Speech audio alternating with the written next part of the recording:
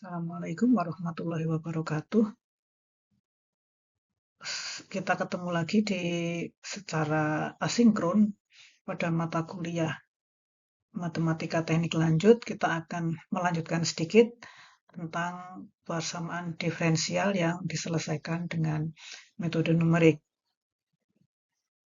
Kemarin kita sudah belajar tentang Dirac-Taylor dan penyelesaian dengan metode Euler. Nah, sekarang kita akan lanjutkan satu metode lagi yang relatif sering digunakan, yaitu penyelesaian numerik dengan metode Rank-Kute.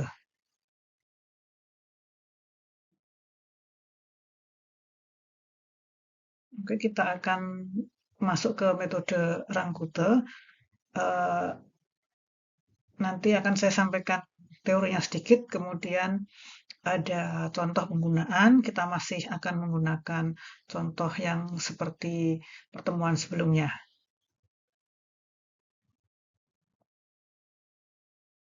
Jadi metode Rank-Kute ini dikembangkan oleh Karl Rank sama Martin Kute, jadi sudah cukup lama. Dia digunakan untuk menebak ya, memperkirakan dari persamaan diferensial yang sulit diselesaikan secara analitik, itu kita dekati dengan metode Rank-Kute. Ada beberapa orde ya, kadang ada yang pakai orde 2, ada yang pakai orde 4, tapi ini kebanyakan yang dipakai adalah orde 4. Jadi orde 4 ini yang cukup bagus ya untuk diterapkan di kasus-kasus persamaan-persamaan diferensial yang diselesaikan dengan numerik. Jadi metode Rank-Kute orde 4 itu adalah kita punya persamaan fungsi X yang itu merupakan turunan dari dy per dx.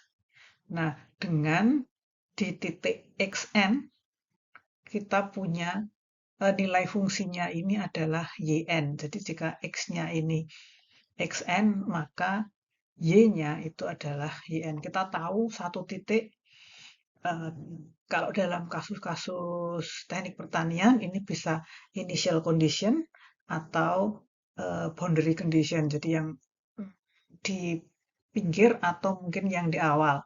Bisa salah satu, kita tahu X tertentu dan Y tertentu, maka yang lain akan bisa kita tebak dengan metode Rank-Kute orde 4. Ini jika kita tahu nilai dari Xn adalah Yn, maka kita akan menebak Yn plus 1, langkah berikutnya. Dari Xn itu, X berikutnya adalah Xn ditambah H. Jadi kalau nilai fungsi Y dari Xn itu adalah Yn, maka untuk Xn plus H, maka Yn plus 1 adalah Yn yang kita udah tahu, ditambah H per 6 dikalikan dengan K1 ditambah 2K2 ditambah K3 ditambah K4. Nah, K1-nya adalah fungsi dari Xn Yn.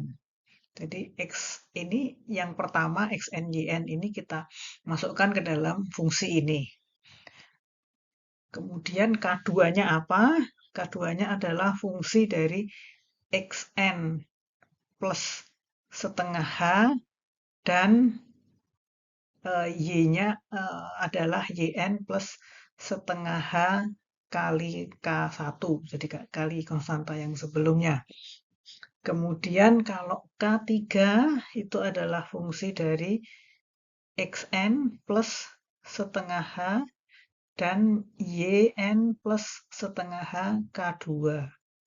Jadi ini K3-nya diambil dari K2. Kemudian K4-nya apa? K4-nya adalah fungsi dari XN plus H ditambah YN plus H kali K3 ini. Jadi ini ada tiga apa ya, bridging variabel begitu ya, yang diambil dari XN, kemudian XN-nya ditambah setengah, kemudian XN-nya ditambah H, begitu.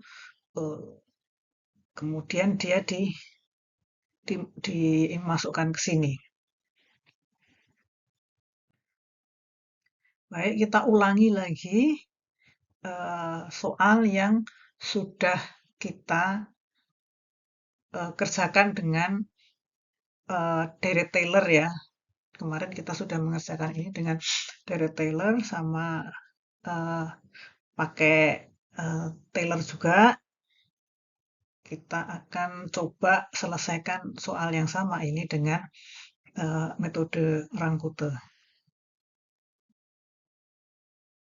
Baik, kita tulis lagi soalnya dy per dx atau f atau fungsi x dan y itu adalah 1/2 x kuadrat min 10x plus 8.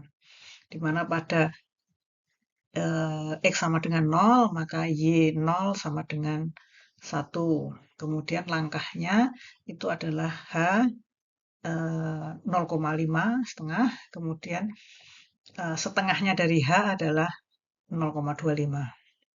Jadi kita cari satu demi satu K tadi. K1-nya adalah fungsi dari XN, YN. Jadi ini apa? XN, YN kita masukkan. K1-nya adalah 1/2 X kuadrat min 10X plus 8. Jadi XN, YN-nya adalah 1/2 X-nya 0 kuadrat dikurangi 10 kali X atau kali 0 ditambah 8. Jadi 8. Kemudian kita cari K2. Ini XN, YN-nya kita ganti XN, kita ganti XN plus setengah H, dan YN-nya kita ganti YN plus setengah H K1. Jadi K2-nya adalah 1/2, XN-nya kita ganti X plus 1/2 H kuadrat, dikurangi dengan 10X, X-nya kita ganti X plus setengah H, ini, ditambah 8. Jadi ini hasilnya adalah ini 1/2, X-nya tadi 0, setengah H 0,25, ini dikuadratkan, dikurangi 10 kali X plus setengah H, itu 0,25 plus 8. Hasilnya 5,59. Selanjutnya kita cari K3. K3-nya itu adalah fungsi dari XN plus setengah H. Nah, YN-nya yang plus Y-nya adalah YN plus setengah H K2. Kebetulan ini fungsinya mengandung X saja. Jadi kita masukkan X, Y tadi 1/2. Kemudian X-nya diganti X plus setengah H kuadrat dikurangi 10 kali X plus setengah H plus 8. Kita masukkan angka-angkanya, X-nya 0, setengah H-nya 0,25. Ini dikuadratkan kali 1/2 dikurangi 10 kali 0 plus 0,25 di setengah H. Ini X, ini setengah H, ditambah 8, hasilnya 5,59. Kemudian kita cari K4.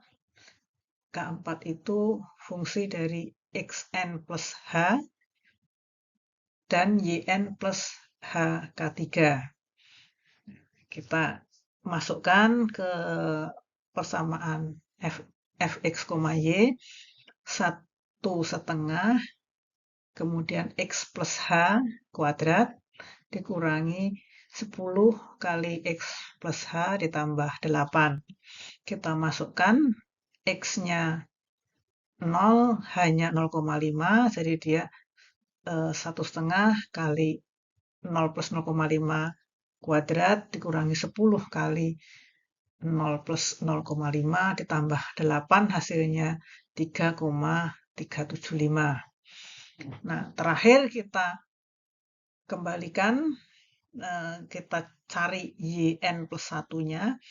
Dari yn ditambah h per 6, k1 plus 2, k2 plus k3 ditambah k4. Ini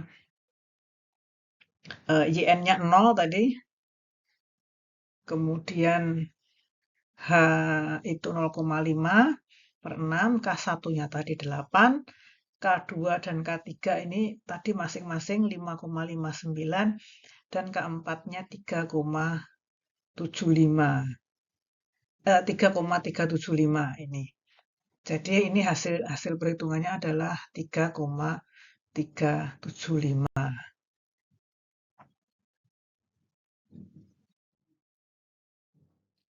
Nah, ini apa namanya, kita masukkan ke Excel, nanti hasilnya kurang lebih seperti ini. Untuk X sama dengan 0, Y sama dengan 1, jadi ini awalnya ya, awalnya 0, 1 dari sini, Y0 sama dengan 1, kita hitung tadi di Excel, ini ada K1-nya, K2, K3, K4, akan menghasilkan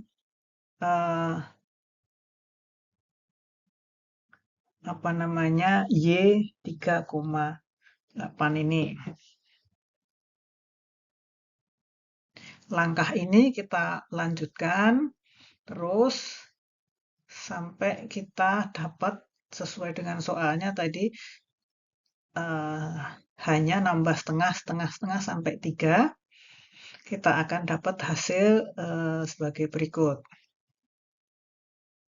Nah, hasilnya seperti ini. Jadi dengan metode Rangkute kita akan dapat Y-nya seperti ini. Nah, karena sebetulnya persamaan diferensial ini kita integralkan sebetulnya mudah saja. Kita hitung Y sama dengan apa namanya, dari dy per dx kita hitung Y-nya, sebetulnya kita bisa selesaikan secara analitik. Nah, hasil persamaan analitik itu ternyata dia sama persis apa namanya, approximation dari Y dengan Rangkute dengan Y analitik itu ternyata sama. Jadi ini persamaan apa namanya, metode Rangkute ini sampai dari yang kita pelajari ini memang pendekatan yang paling dekat. Kalau apa namanya, persamaan diferensialnya itu sebenarnya bisa diintegralkan, dia bisa sama persis. Nah, oke, nanti silahkan dicoba sendiri untuk latihan ini. Kita bandingkan dengan 3 metode yang sudah kita pelajari. Semuanya bisa dijalankan, semuanya bisa dihitung sendiri sebetulnya. Software tersedia, tapi saya ingin kita belajar, kita tahulah langkah-langkahnya yang seperti apa, sehingga logikanya kita tahu, nanti diterapkan logikanya sudah apa namanya, kita sudah mempelajari logikanya itu, sehingga nanti jawaban-jawabannya atau hasilnya itu masuk akal atau tidak, Anda bisa lihat karena sudah tahu langkah-langkahnya atau logika penyelesaian dari persamaan diferensial yang diselesaikan secara numerik. Saya kira itu saja kuliah kita secara asinkron.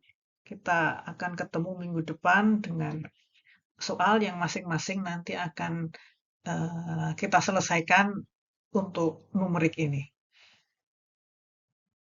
Oke, assalamualaikum warahmatullahi wabarakatuh dan selamat belajar.